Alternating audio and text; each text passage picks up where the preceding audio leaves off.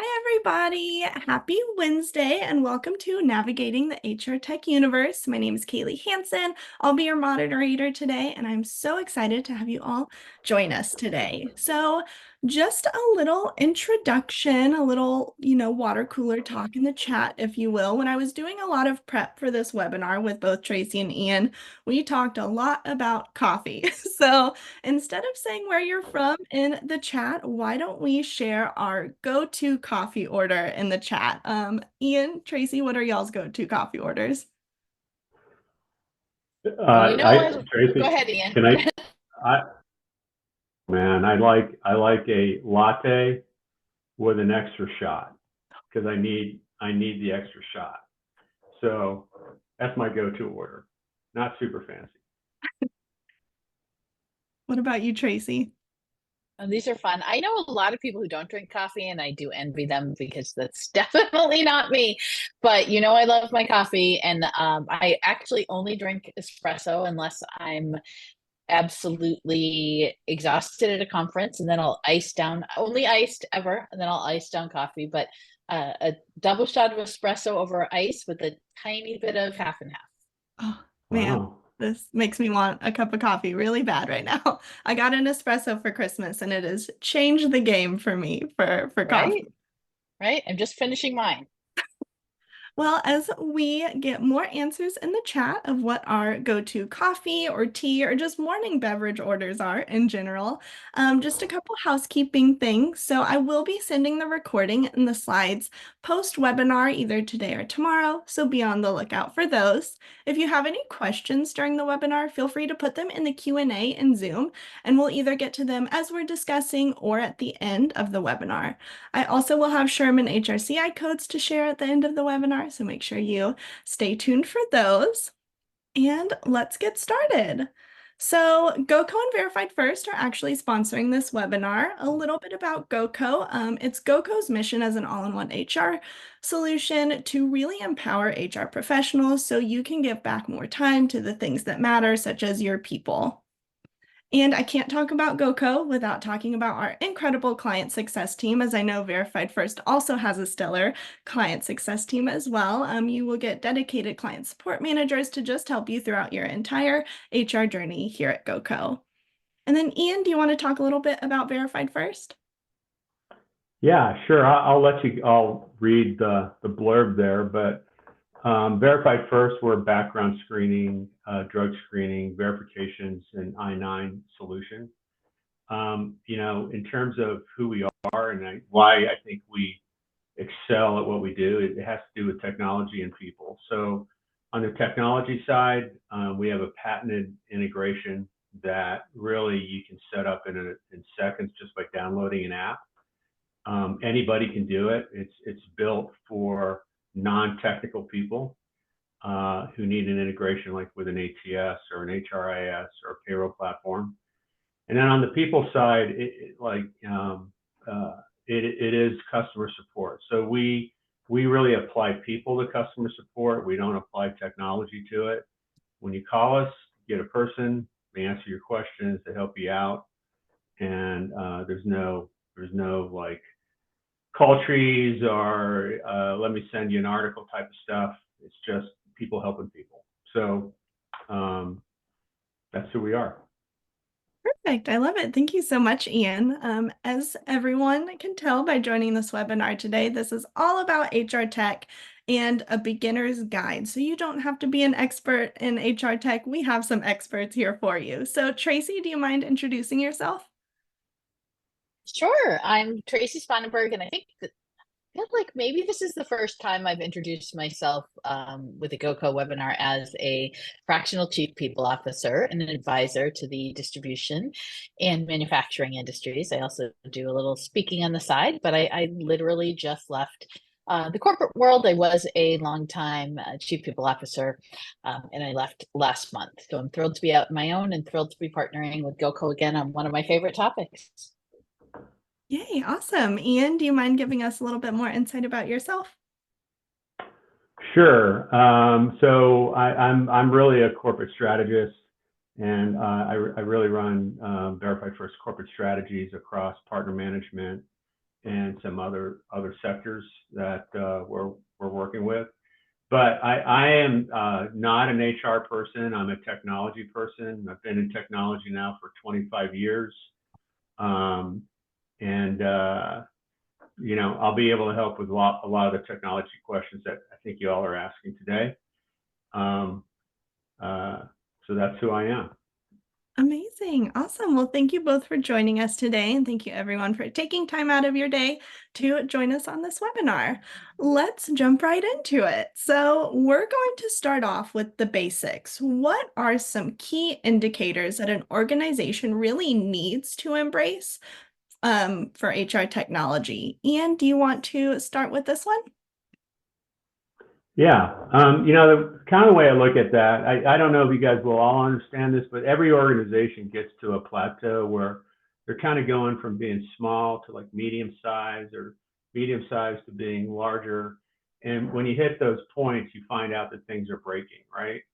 So if you don't have technology and you can't keep up with whatever it is you're trying to do, so like on the HR side, recruitment, if you're finding that recruitment is slowing down because suddenly you're handling too much volume and you're doing it on spreadsheets or whatever, that's a good indicator that you need technology.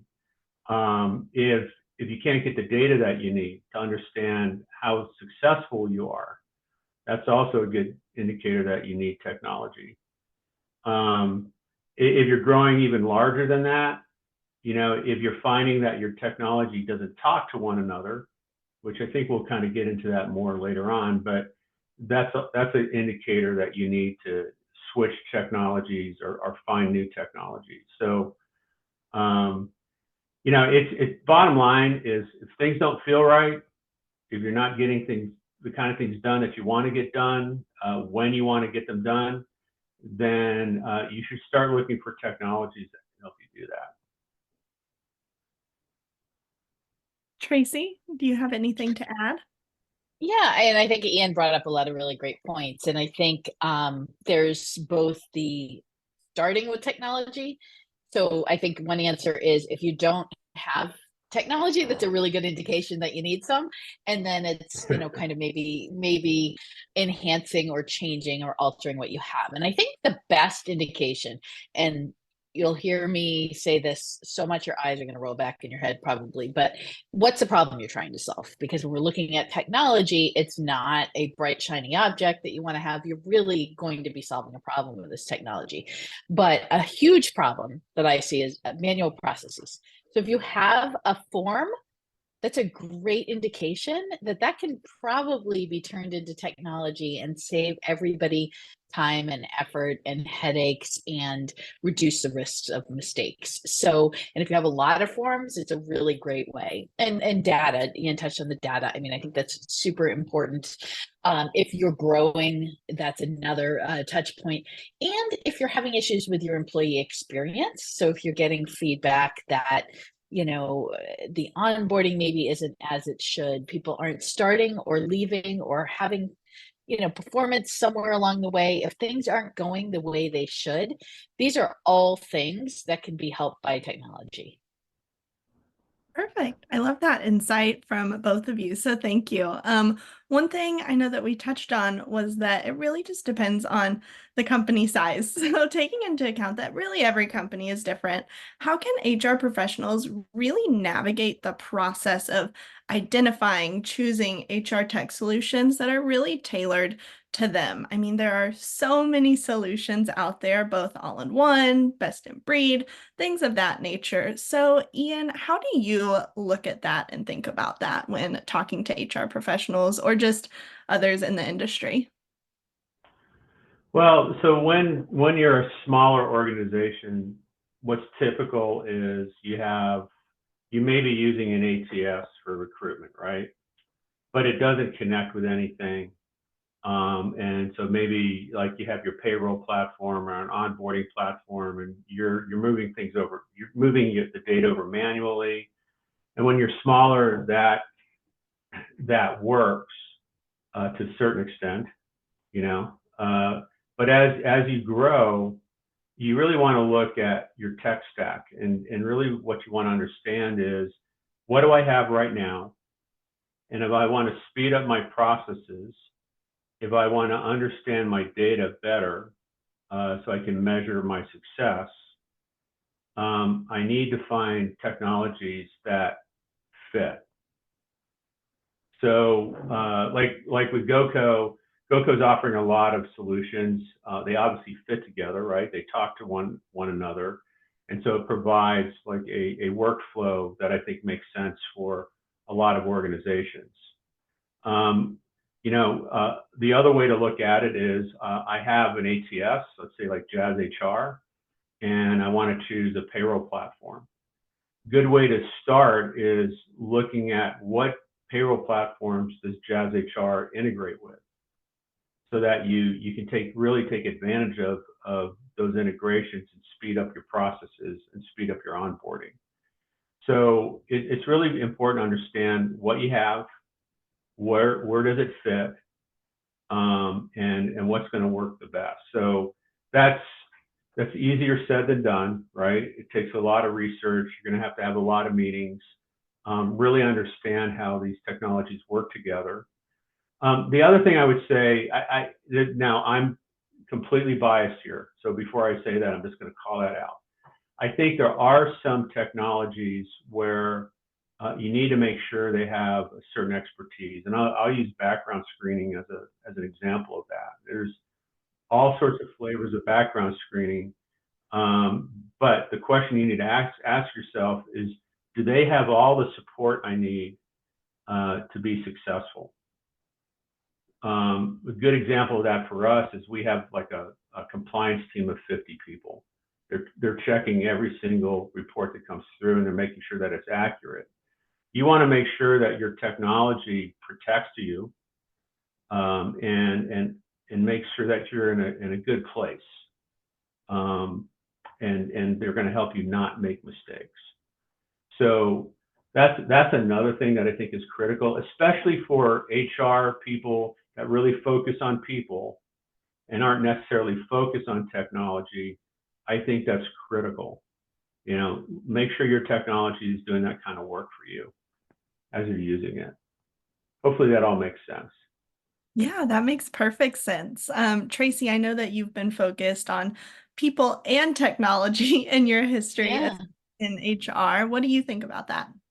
Yeah. So I think there's always that, age-old discussion of all in one versus best in breed. And if you don't know what best in breed is, it's where you're piecing together all these different best of types of things and kind of making one beautiful monster that serves all of your needs in the HR world, right?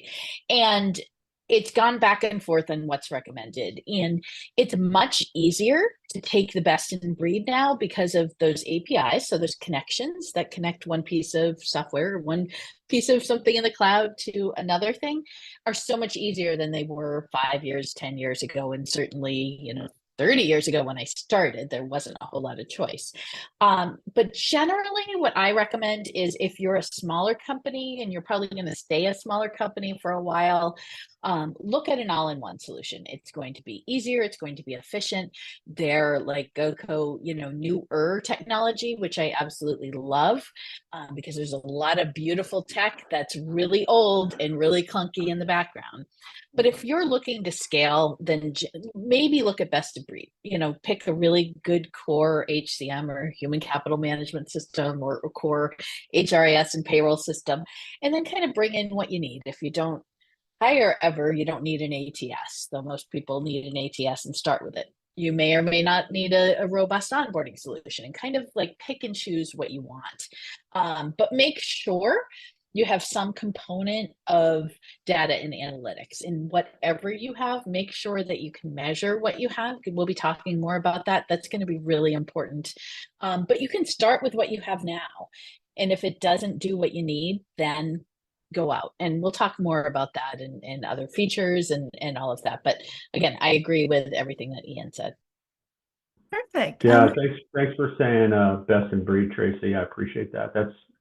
That's super important. And I kind of want to build on what you're saying about the type of technology. So I think it's important to understand that there's legacy technologies that are out there And then there's newer technologies that I think were built to be in the cloud, right? And I think that's a really important consideration when you're looking at tech. In the cloud technologies are easier to work with, they're easier to integrate with. Believe it or not, they're still on-prem. That means technology that lives inside a computer in your office that are still out there and being used, but they're not easy to use when you're talking about best in breed and integrating everything together. So, be aware of that as well as you're looking. Definitely. Amazing. Thank you. Okay. We have had a question asking what we define as small companies, and it's about under 100 is what we're defining as small That's companies. what I usually do. Do you have like one HR person? Are you a solo HR practitioner? That's usually how I define that. Again, it depends are my two favorite words to say in HR. Perfect. I Well, think it also depends, like, for example, how many people you're hiring every year. So you could be a small company, but let's say you're hiring, and we have this, 1,000 contractors every year. That means, from an HR perspective, I think you're really operating like a larger organization.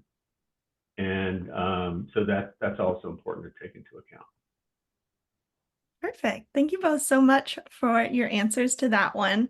I know that we talked a lot about features and onboarding, payroll, ATS, things of that nature, but what are some other things that HR professionals really need to look at outside of just tech features? I know we talked about integrations a little bit ago. Is there anything else that you recommend keeping top of mind? Tracy, do you want to go first on this one? Sure. And I took a few notes on this because I'm trying to pack as much information as I can into this, and this is a super, super important topic. One of my favorite sources for all things HR tech is a company called Select Software Reviews that does unbiased reviews. Anything I mention, you'll hear me fire off a bunch of tech at the end. Anything I mention, I have no affiliation or no kind of, I'm not paid by any of these. These are just things I like. And one of the things I learned from them in a webinar was to pay attention to sales rep tenure and their likability. And that's kind of a weird thing that I never really thought much of. But because within the HR tech space, sales reps tend to bounce back and forth and back and forth. And if you're a sales rep, close your ears, but they will tell you just about anything you want to hear, right? So pay attention to that, their likability and their tenure. Look at data security, look at the benefits to your business. Is it built for the future or built for the past? That's really important. When Ian touched on the legacy HR tech, you have to be really careful when you're looking at some of these big names and ask a ton of questions, because people tend to gravitate towards some and they may not be the right solution for you. What is the implementation period? If it's a super long implementation, you should ask a whole lot more questions, because that could bring up some difficulties in the end. What's the cost effectiveness? How's their customer service? Ian's talked about that a lot. Are they mobile friendly? So if you have an ATS and somebody can't access that on their phone, just move right on, because that's the way most people are going to apply now. If you're a global company, you have to look at that too. Are they set up for that? And then compliance and regulations. And if you're doing business in Europe, you have to do a whole other level of compliance that if you're solely US based, that you don't have to do. Those are just some of them. But those are really important things to factor into when you're looking at HR tech. Perfect. Oh, I think we might have Oh, lost Ian. Oh no. Well, in the meantime, it's okay. Tracy, we had someone ask what that website name was again. I know that there's so many different software. Yep. Select software. Do you mind saying that again, or Yeah. put it in the chat maybe? Yeah, I'm going to put it in the chat. It's a company called Select Software Reviews, and it's a kind of a different name. And they do software reviews, but funny quick story while Ian gets back on, I was preparing, I spoke at a large conference in 2019, and I was preparing some information. It was on HR tech. And I found this company, and it turns out I knew the founder. And they're not well known enough. Their content is so good and it's free.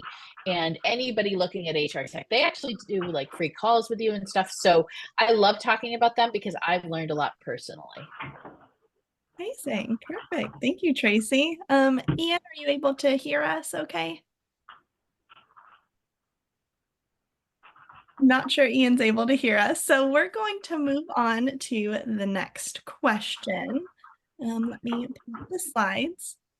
Perfect. So what are some actionable strategies for a seamless, smooth, effective introduction to HR tech? I know, Tracy, we have talked about this on all sorts of webinars in the past that we've done together. What are some ideas or strategies that you have? Yeah, I think having a strategy is a good place to start, right? Because often we go into HR tech and we just go, oh, we need to solve this problem, or we just need HR tech because we don't have it. So actually having a strategy and having that strategy attached to a business strategy, and having your goals that you want to reach with the tech aligned to business goals. So for example, if you're having a problem with retention, you should have that HR tech solution being tied in some way toward helping you solve your problem, or at least understanding it, right?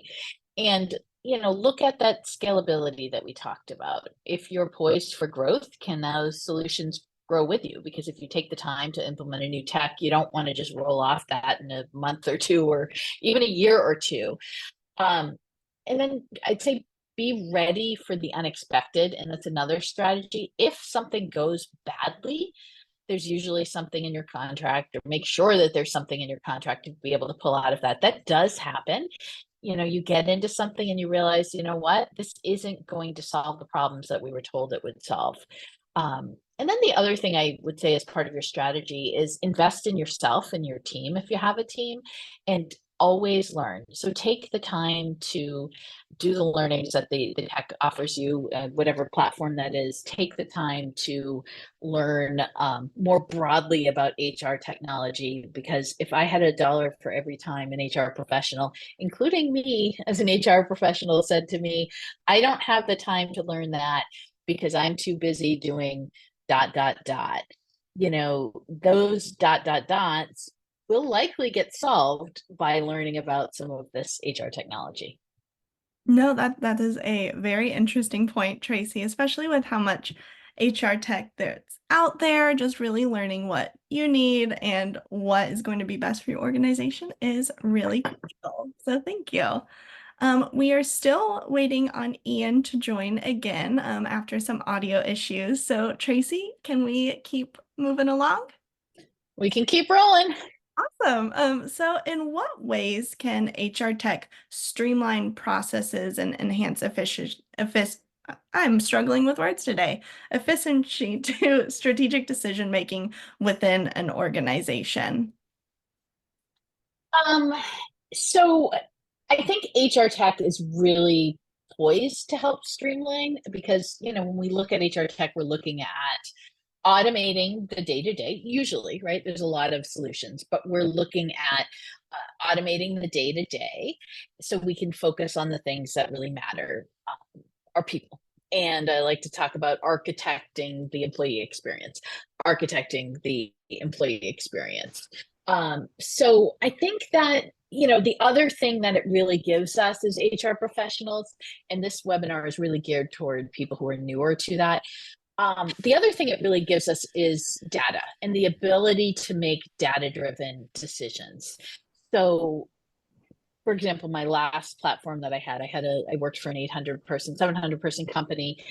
We had a really robust suite of HR tech, and we had an analytics platform that sat over all of that. So I could tell you at any point in time what the headcount was, what the turnover was. I could use predictive analytics to measure who might be likely to leave. I could look at our different generations in the workplace and predict retirement. So I had that information.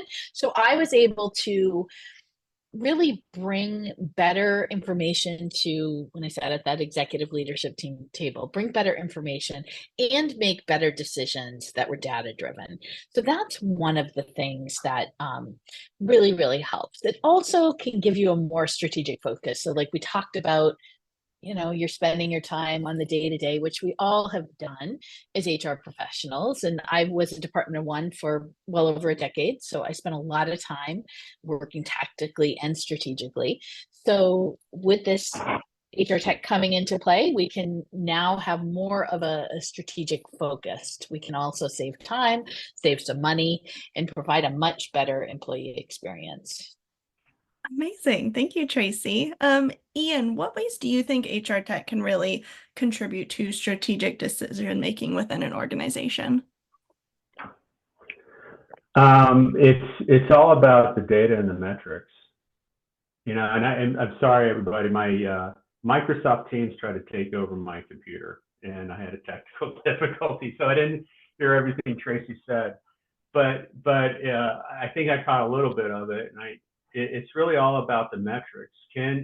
Are you getting metrics that can help you measure success? And two, are you getting the right metrics? So, and that's something you really have to think about. There's a lot of things we measure that could be misleading, can kind of tell us we're succeeding when maybe we're not. But most of the technologies out there will have standard reporting that should help you get there, at least in the beginning. And then as you use that reporting, those metrics, you can begin to decide for yourself, is this telling me everything I want to know, or do I need to add some reporting? And again, most technologies can help you do that. The good ones can. And I kind of want to go back real quick to the last question. Ease of use for me is everything. If you're doing a demo with an AE and you don't understand the technology or how it's being used, that's a good indicator that maybe ease of use is not there. It should be very intuitive. I think in many ways Apple has set that standard where when you get an iPhone, you open it up, it does its thing, and then you can use it. So going back to reporting, it should feel the same. It should be ease of use in terms of getting access to it, being able to create dashboards to follow it, sharing that information with your people so that they can also measure their own success. Those things are all super critical. Perfect. Thank you so much. I was actually going to ask you that question after this, so I'm glad you touched on it. Sorry. No, this is great. I also want to know, what are potential challenges in realizing the benefits of HR tech, and really how can they be overcome? Because as many benefits as HR tech brings, there's also challenges that come to light when you think about finding solutions that are right for you. So Tracy, what are some potential challenges and how can they be overcome? Yeah, I think we've touched on some of these, but one of the challenges is, again, depending on the tech, is we have a lot of people, and depending on the company, people working remotely or working in a hybrid setting. And is your technology set up to do that? So, if people are hourly, can they punch in remotely? You have to be, and most companies are really good. Most tech is really good about doing that. So that's a challenge that we didn't always have, or a lot of us didn't always have those kinds of challenges. Training, I think, is always a challenge. Are people properly trained to bring this technology on? And then the daunting task of training all of the folks within the organization on that particular technology. I think also too much tech is also something that can be a problem. That, I've stopped technology implementations before because it was just too much, and you can only throw so many apps or throw so much tech at people before they're like, I have to log in where again, what? So that can be a problem. There's too many vendors sometimes, there's too many different places, and there are solutions to that, like having single sign-on.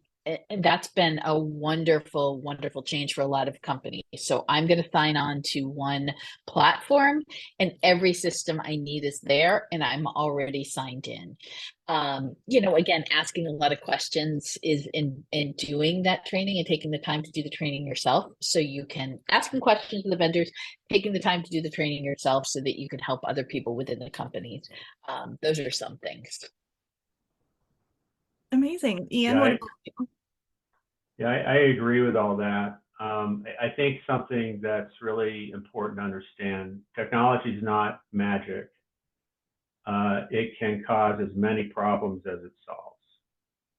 And it really comes down to, are you making the right choices? So I totally agree, you can over tech yourself. I think we, like in my world, I think we find that a lot in customer support, where it gets over technified, if that's a word, and suddenly customers don't really know how to engage with you, right?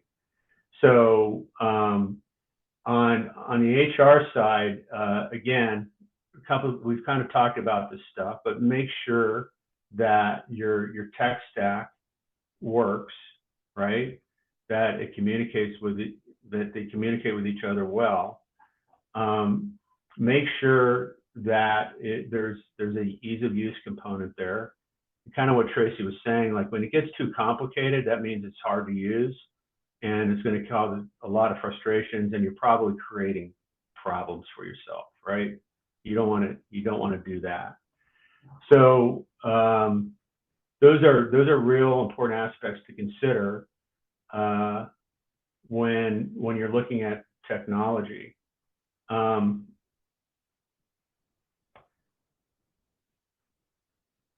I think that's it. I think it's a really deep topic, really, and I don't know how deep we want to go, but again, I would make sure you feel good about it, that you can use it easily, that it's giving you all the reporting that you want, that they integrate well together. Oh,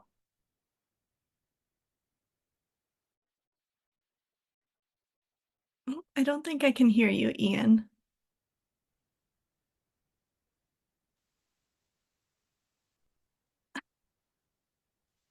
We might be having a couple more technical difficulties, but we're human. It's a webinar. It's Yeah. okay. We're all here to have fun. It happens. It happens. Maybe type it in the chat. That might be helpful until you Yes. get the audio going. But it sounds like you were about to say something brilliant, and No. I'm sure you were. Let's go on to the next one, which Tracy, I know you and I have done webinars about this topic before. This could be a 3-4 webinar session topic on its own, but how can professionals maintain and secure buy-in for HR technology? And in my mind, I think about it as from the C-suite and the decision makers and the employees. And I know that we talked a little bit about the employee side, but how do you think about buy-in? Yeah, and something we didn't touch on a lot, Kaylee, is involve your team, involve your frontline folks very, very early on through the entire process, the buying process, everything. Get at least some of those folks involved because they're going to be using the technology. If it's an ATS, get hiring managers. If it's anything else that everybody's going to use, get a representative from different areas of your business. And that's a really critical step. So you get their buy-in because they're going to tell people if it's good, they're going to tell people if it's awful, also, but they're going to tell people if it's good, and they're going to serve as your champions as you're going through that process. But probably the number one question with HR tech, or really with anything I get, is like, how do I get my CEO slash CFO slash CFO to ... And I think where that really starts, I mean, there's a lot of different things you can do. We'll talk about over the course of the next couple minutes, but where that really starts is building trust and building relationships early on. So if you've gone through SHRM, or if you've gone through HRCI, or if you've gone through any type of schooling or training, you learn about the critical nature of relationships and trust and influence in the HR world, or in any kind of world where you're interacting with people. So taking the time to cultivate those relationships and build that trust from the time when you started a company, I think is really, really, really important. So it really starts there. And then it gets into, like we've talked about all along, data. Build a data-driven business case. Really don't go into your CEO and say, I need this because my job's really hard and it's going to make my job easier. And that may be true, and those things are probably both true, but that's not going to, you know, you're a CEO, they aren't going to just hand over, hundreds of thousands of dollars for that reason. Build a data driven business case and then solve a problem. We've talked about that a few times. Show that you can solve a problem. In my past, I had a situation where I had a completely paper-driven processes, and we estimated it was taking managers 3 to 4 hours to go over that paperwork with people and then sending it into the HR team. And at that point, it was like faxing it in. And so there was error that happened. And then the HR team would have to enter information into 13 different places. And so I could calculate out the time savings and I could calculate out the ROI. I didn't. I didn't have to in that case, but I could, right? And you can too. So you can use that in making a business case and go beyond just you and your department and really look at your people, really look at the departments, the managers, and the overall business.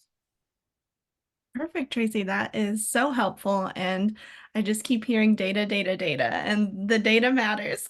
What about you, Ian? Do you have any thoughts on securing buy-in for HR tech solutions? Yeah, first, can you all hear me? Yes, we can hear you. I really apologize, everybody. This is really weird. But so I think as an HR professional, when you want to convince your organization to use a piece of technology, you kind of do need to put on your business hat.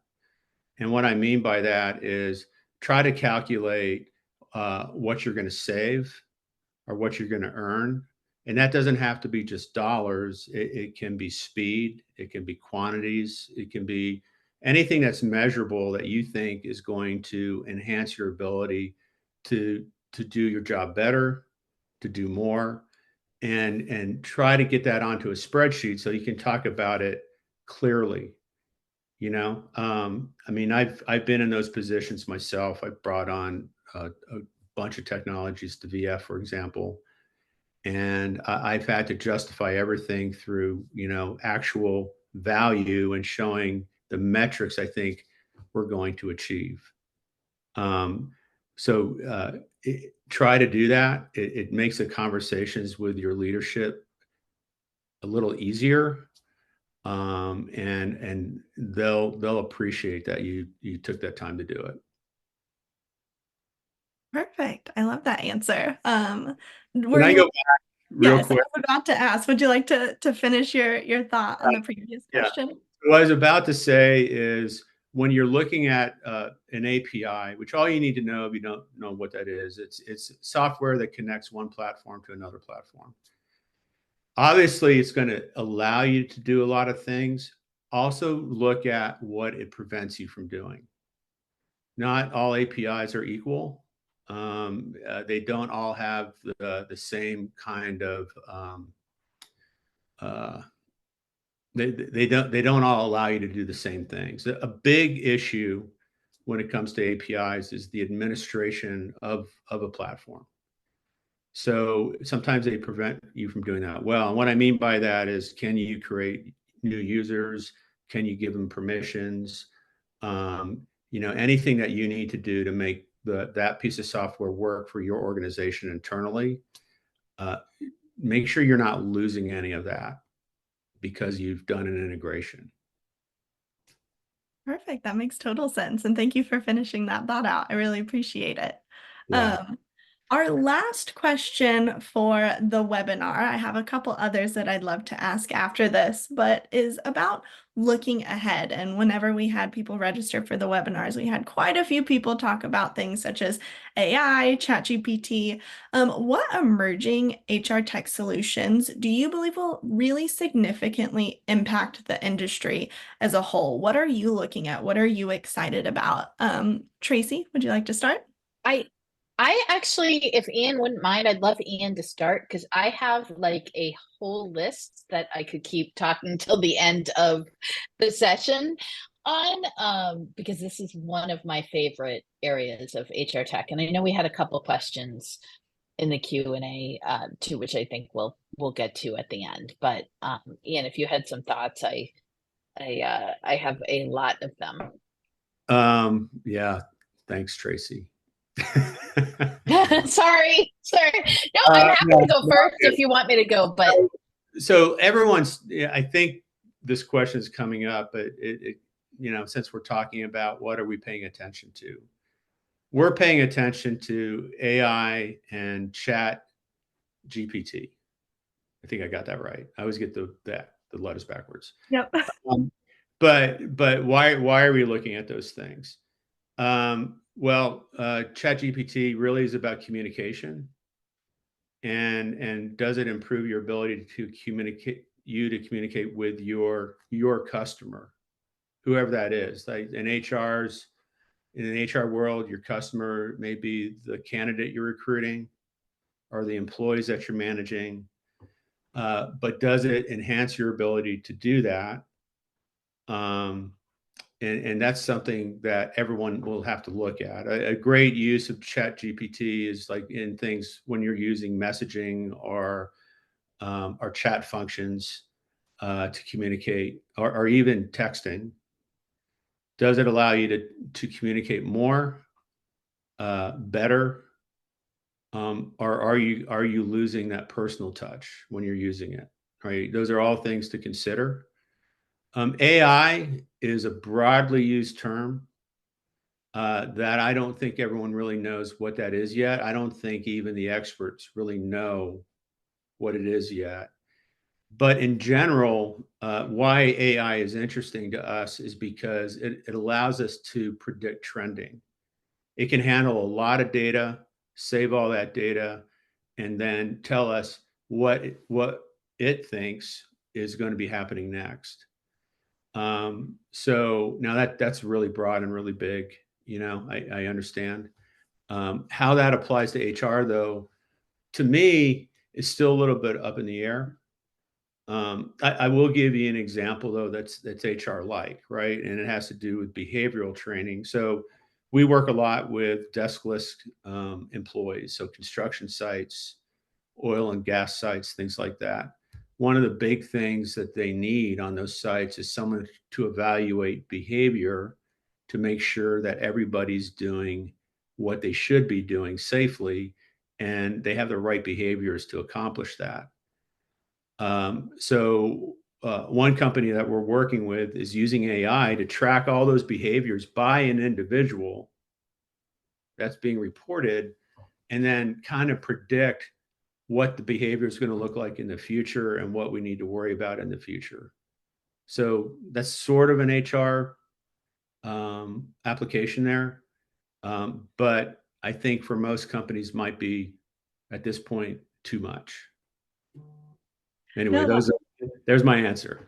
no, that makes total sense. And I mean, even technology, HR technology is embracing AI in the technology. For GoCo, for example, we've built an AI module that if an employee has a question like, what's our time off policy? They don't have to bug the HR professional and take up their time. Instead, they can just ask in GoCo and it pulls it up. And so it's just a wild world of AI out there, and I'm interested to see where it goes. What about me you, too. Tracy? And I can't wait to I have hear a slightly different take. I know I have a slightly different take on this. So we're going to come back to AI in a minute, but I want to talk about a few other things because AI is going to be the biggest part of this. So some other, so it's not just AI. I mean, AI is everywhere, but there's some other things that are really impacting our industry. You know, hybrid work, which we've talked about, is changing the way we look at tech. The intense personalization that we're seeing in the world of HR, and by that I mean we used to focus on like do what the company said, right? At least we did in when I first started, like do what the company said. And then we focused on it's all about teams. And now we're really focusing on the individual. So I describe this a lot as kind of choose your own adventure in that employee experience, right? So we really need to reach that individual in a way that makes sense for them. So that's another thing that's really changing how we look at technology. DEI is changing how we look at technology and emerging technologies that are helping us better understand how bias creeps into all aspects of everything that we do, not just in HR, but in the workplace. And that's really, I think, we're going to see emerge in the next couple of years.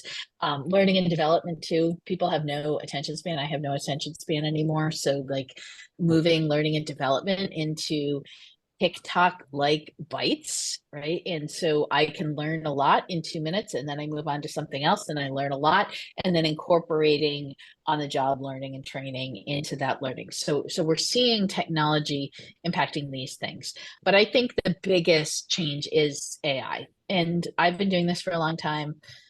I have never seen anything impact the field like I have with AI in so many different ways. And it is thrilling and scary. And I'm going to say a few things that will probably get a few hate chats, but a couple of things I have heard from multiple people like this, and I love the way this is phrased.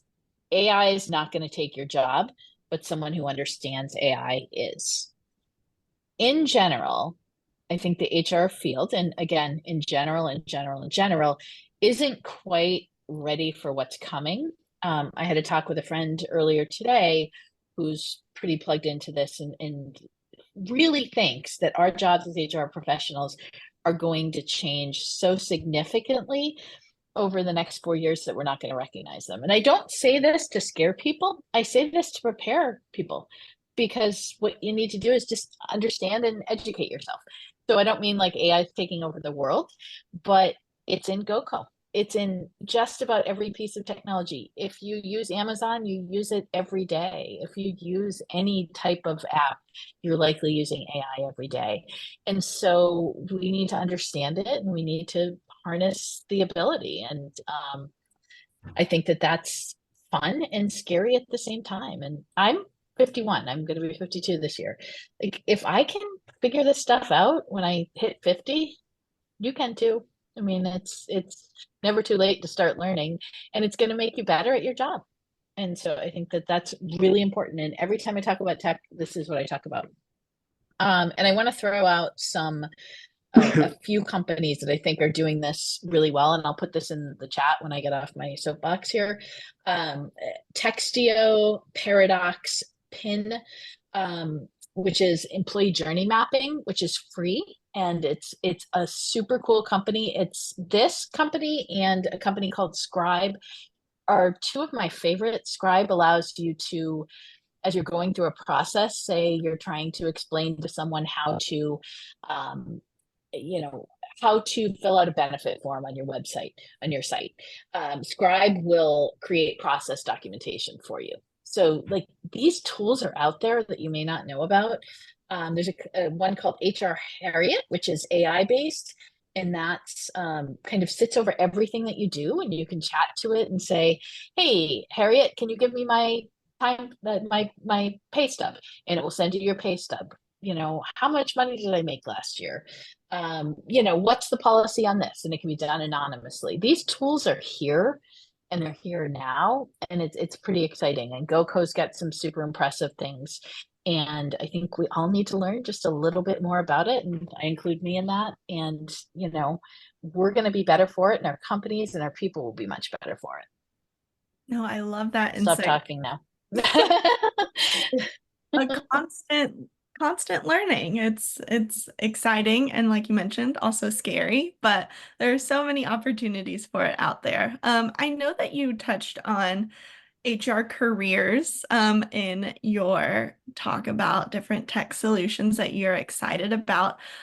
We got a question from a registrant that I just thought was so interesting and a little different than what we've talked about, but still fits in. So, how important is it for career progression in HR to have a really good grip on HR tech? Maybe not just AI in general, or AI, but just HR tech in general. Would one of y'all prefer to start off with that question?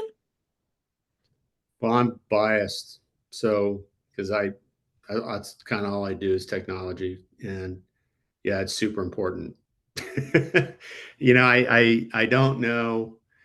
I mean, in today's world, we kind of don't function without technology. Period.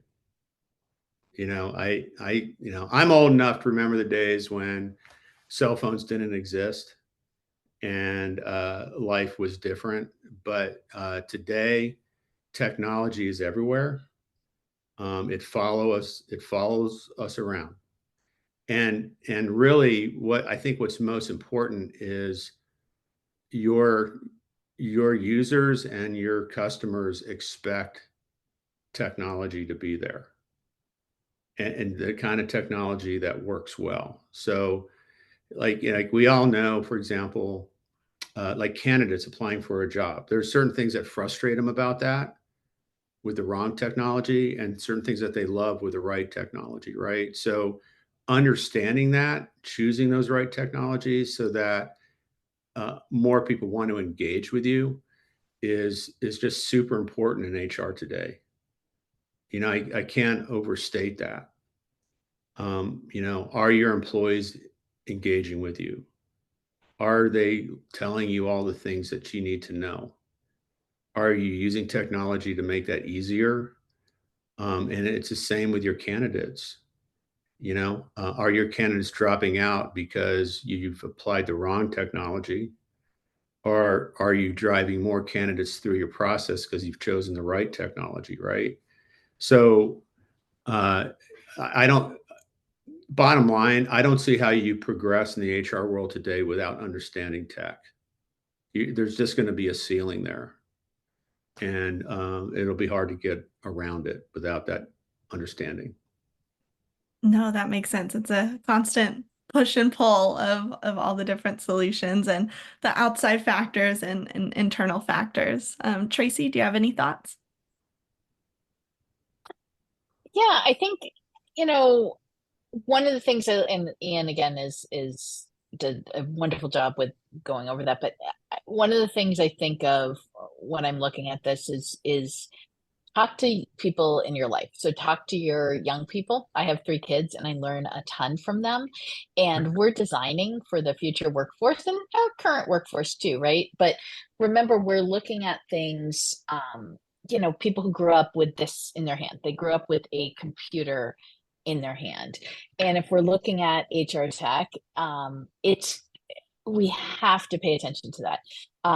It's not just important, but it's critical for us to have as a skill. It's absolutely critical for us to at least understand it because we do need to design for the current and especially for the future workforce. And that future workforce is very demanding of not wasting their time, and they want everything at their fingertips, as they should, as they should, and we should give that to them.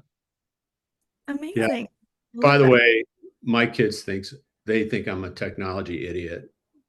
So even though I've been involved in it forever, but they're right. Like Yeah. even the newer technologies coming out, the way that you can use an iPhone today.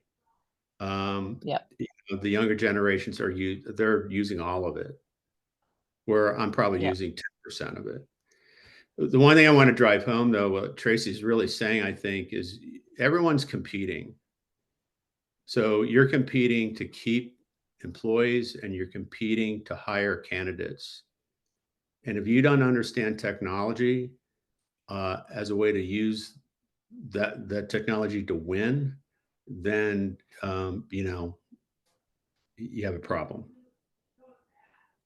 I love that. What a good way to end this conversation and this Q&A. It's been so incredible. I'm actually going to share my screen one more time before I give out the Sherman HRCI codes for this session. If you're interested in seeing GoCo, you can scan the QR code, and we actually have a group product demo coming up soon. And then if you want to hear more from Verified First, their team will reach out to you as well.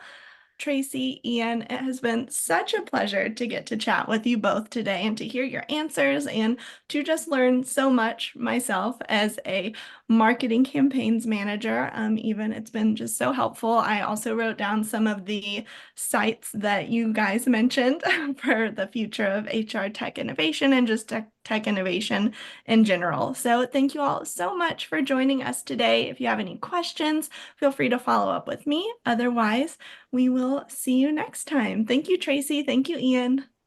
And Yeah, thank you, Kaylee. Thank you Yeah. so much. This is great.